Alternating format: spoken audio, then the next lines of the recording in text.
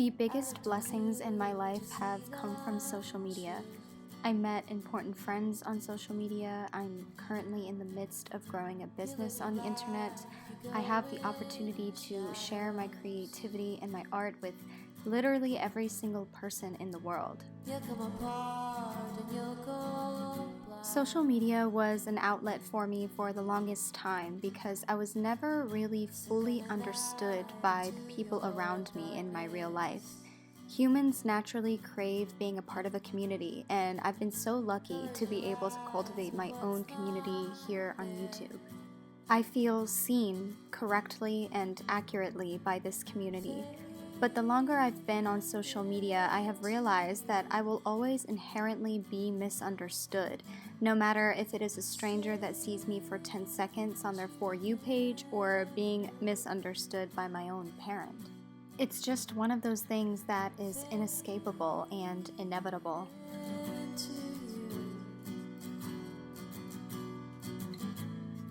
My relationship with social media has drastically changed over time, and there has been unhealthy habits surrounding it in my own life that I'm actively trying to work on every day. I want social media to work for me and ultimately exist to benefit me. I no longer want to be a slave to the screen, a full-time consumer of other people's lives, bodies, faces, etc. I hope me explaining how I view and use social media in my life can perhaps give you all a different perspective on it, or perhaps inspire you to reframe your mindset on something that is so normalized and plays such an active role in our society.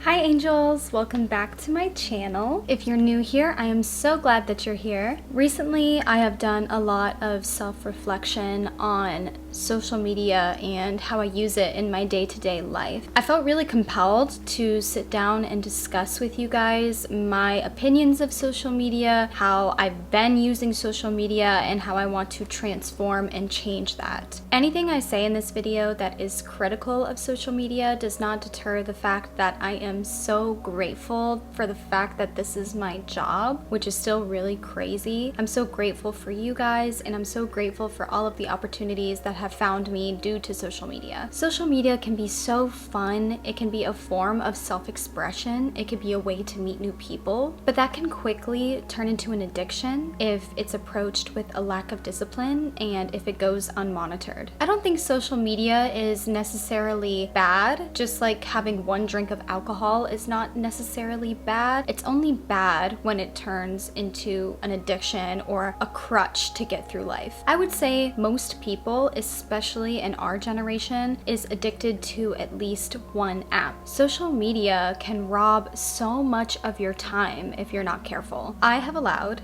through my actions, for social media to be a catalyst for my anxiety and a form of self-sabotage. A few weeks back, I was notified of my average daily screen time, and it was 6 hours per day. And I was floored because all of those times that I was scrolling definitely did not feel like 6 hours. That information really made me sit back and ask myself a few questions. Like, damn, I wonder what else I could have gotten done in those 6 hours. I did a self-check-in and I was really honest with myself. How did I feel when I was scrolling through my phone? Why did I spend that much time on my phone? Was it because I was bored, or was I trying to escape something? Not to be too hard on myself, I mean, social media is my job, so a longer average screen time is somewhat inevitable, but we'll get to that in the next chapter. But everything outside of work, just scrolling and consuming for hours on end, has no real or tangible benefit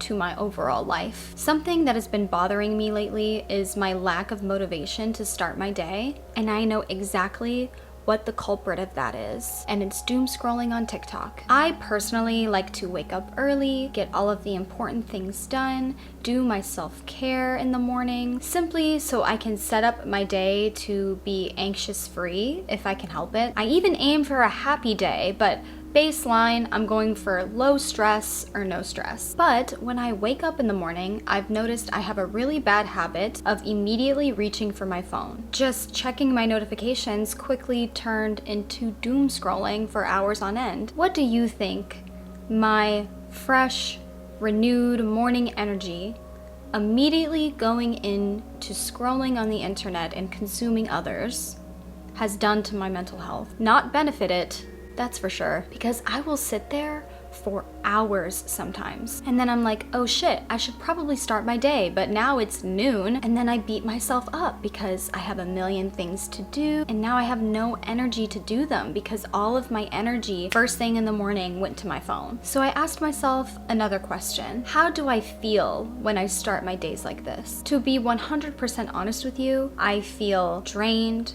exhausted, unmotivated, and the effect of those feelings triggers my anxiety. I've found that in order for me to feel stable and more energetic, I had to completely transform my daily routine and center it back around myself and not my cell phone. After just one day of not checking my phone in the morning and instead doing something to benefit me, like my self-care, I felt so much better about myself. I was so proud of myself because I got everything done that I needed to get done. So then I felt like I could check my social media accounts without feeling guilty for doing so, and also not doing it as a form of procrastination, but as a reward for getting all the things done that I needed to. I am definitely not perfect, but I believe that this stage of my life is actually so important for my healing journey. You have to be self-aware of where your time is going if you want to feel better and heal. Self-awareness is the first step to everything. You can't have a healthy, loving relationship if you're not self-aware. You can't build a business if you're not self-aware. You cannot lead a healthy life at all if you do not develop self-awareness. You have to ask yourself the hard questions, and you have to be brutally honest with yourself. I actively sought out one of the things that was harming my mental health, and I transformed it. That is the only way you will ever get your life back. One of the trickiest things for me personally when it comes to social media is maintaining a work-life balance. My job is here on the internet, and I love my job. I love you guys. I love supporting other creators as well. The nature of being self-employed is the freedom of not having to go clock in at a 9 to 5 and just working at whatever time you want. Literally. It's literally completely up to me when I work and when I don't. But I worked a 9 to 5 office job for 6 years, and then I worked in a restaurant after that. I was very used to someone telling me what to do and when to do it. The risk of doom scrolling and wasting time on social media is far more accessible for people in my field. It is a slippery slope, because you want to engage with your subscribers, you want to show support for your favorite creators, but there has to be a cap on it. And I have to be the one to give myself these boundaries and stick to them. Now when I post on TikTok or Instagram, I post and I immediately leave the app, and I don't check it again until I feel like I won't get sucked into it, or if I have gotten all the tasks done that day that I need to get done, then I'll go check it. I mainly just want to use my extra screen time to engage with my audience, not just mindlessly consume videos and photos that have no real relevance to me or my job or my audience. It can very quickly and easily feel like I'm stuck in work mode, which drains my energy, of course. And every time I go on it, I now put it in this section of my brain associated with work. I have to force myself to clock in and out in a metaphorical sense. In the example of my morning routine, I would clock in before I even ate breakfast, made my bed, got ready for my day. I just immediately would start working and then scrolling,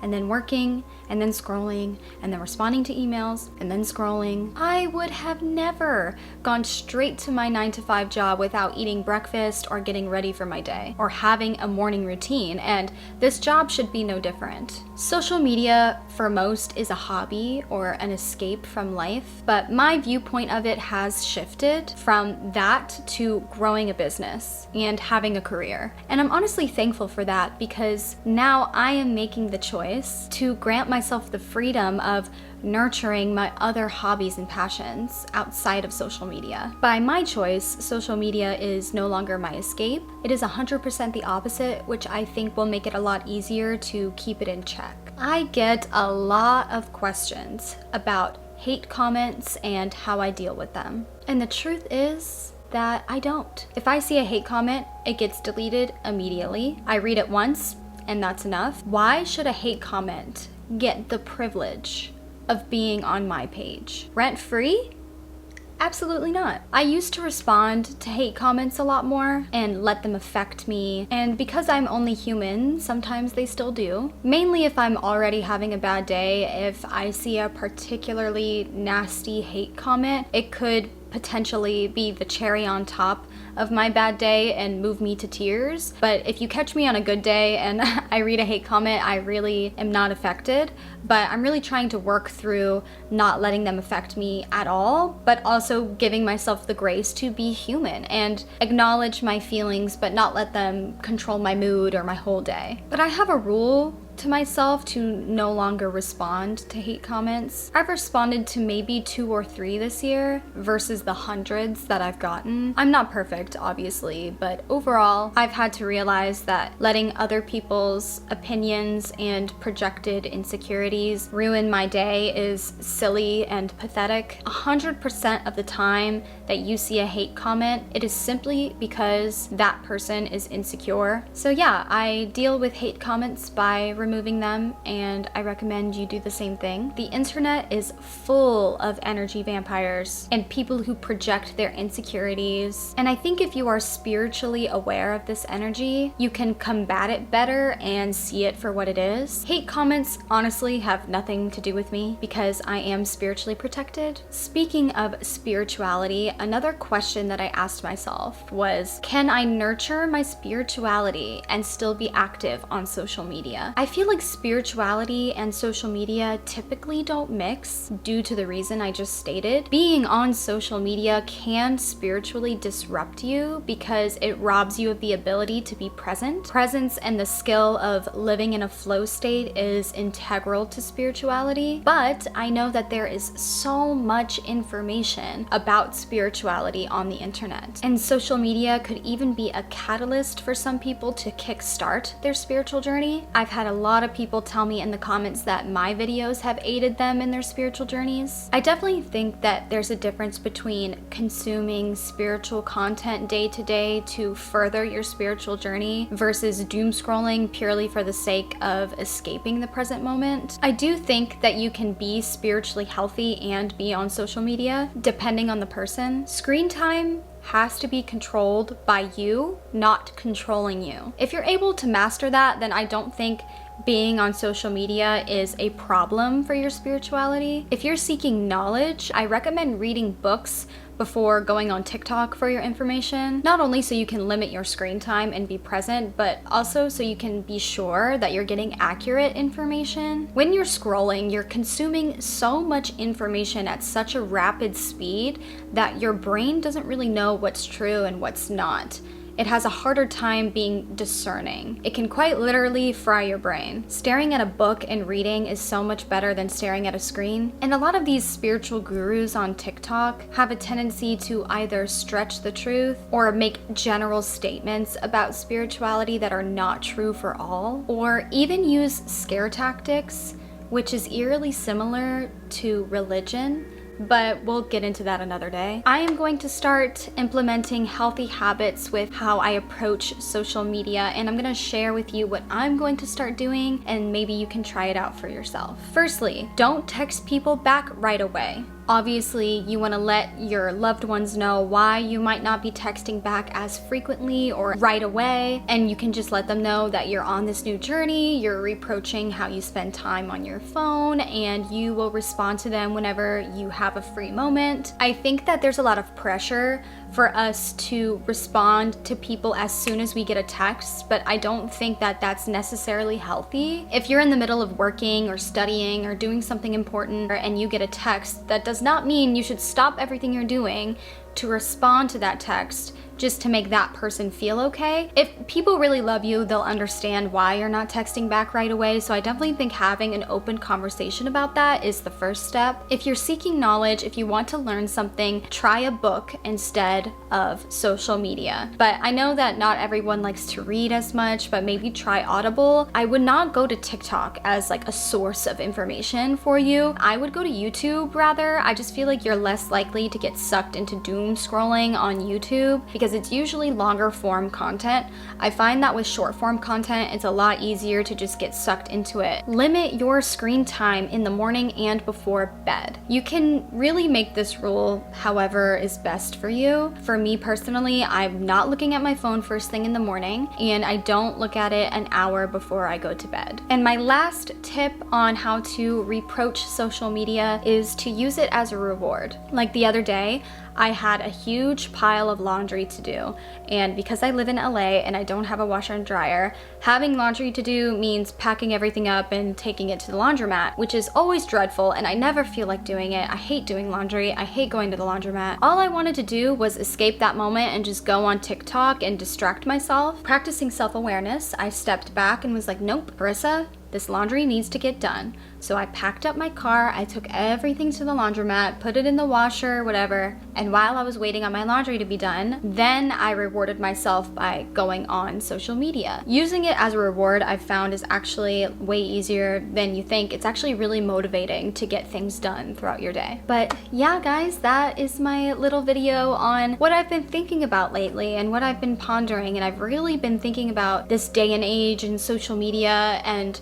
how it's such an integral part of our lives, and how I just kind of want to be slightly radical and do things differently. Yes, I work on social media, but that does not mean that it has to rule my life. Like, no job should rule your life at all. Doesn't matter what you're doing. So I hope you implement some of these tips and tricks. I hope I gave you a different perspective. And yeah, maybe leave down in the comments what you're gonna do to reproach your relationship with social media, or just leave down in the comments what you've been thinking about lately and your personal healing journey. I would love to know. And before I go, I do want to say that an apartment tour is coming. I know you guys want it so badly. I totally get it. It is coming. It's scheduled for the middle of August. I just have to do the finishing touches on my apartment. It's slowly but surely coming together. These things take time. And yes, that includes an altar tour. But I hope you guys enjoyed this video and my rambly thoughts. I will see you next week.